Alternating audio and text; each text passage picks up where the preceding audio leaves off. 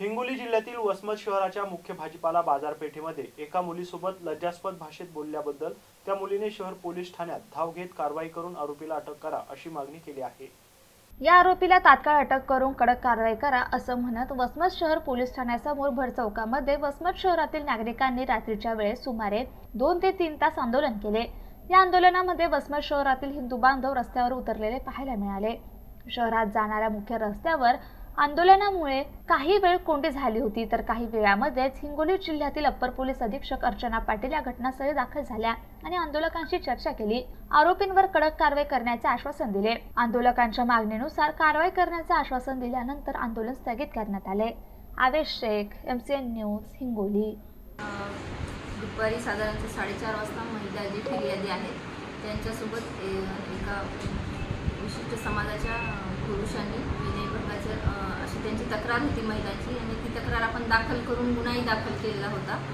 त्यानंतर त्या संबंधित इसमाला कारवाई करावी म्हणून संबंधित बऱ्यापैकी काही लोक जमले होते आणि त्यांची मागणी एकच होती की गुन्हा दाखल करा आणि आरोपी अटक करा, आणि त्याप्रमाणे गुन्हा ऑलरेडी दाखलच होता आणि आरोपी पण ताब्यात आहे। आणि जी काय नंतर त्यांना त्यांच्या म्हणण्याप्रमाणे मागणी मान्य झाल्यावर त्यांनी शांततेत मागितली। BNS 74 आणि 79 विनय भंगाचे जे सेक्शन आहे त्याप्रमाणे आरोपीवर गुन्हा दाखल। त्याशी संवाद साधला, नेमकं त्यांचं म्हणणं काय होतं त्याप्रमाणे मग त्यांना कदाचित गुन्हा दाखल झाल्याची माहिती नव्हती, आम्ही ती माहिती दिली, आरोपी ताब्यात असल्याची पण माहिती दिली, आणि मग त्यांचं जे काय म्हणणं होतं त्याप्रमाणे त्यांचं समजून काढून शांत केलं। प्रशासनाच्या वतीने एकतर महिलांसाठी आता एक दामिनी पथक आम्ही जास्त प्रमाणात ॲक्टिव्ह करावं लागेल। बस स्टँड आणि जे बाजार वगैरे अशा ठिकाणी ते ॲक्टिव्ह करू, आणि कुठलीही नागरिकांना आव्हान असेल की कुठलीही तक्रार असेल तर तुम्ही तात्काळ पोलीस स्टेशनला येऊन तक्रार द्या, जेणेकरून तात्काळ त्याच्यावर कारवाई करता येईल। महिला सुरक्षित नाहीत असं बोललं जात होतं, काय सांगणार तुम्ही नागरिकांना?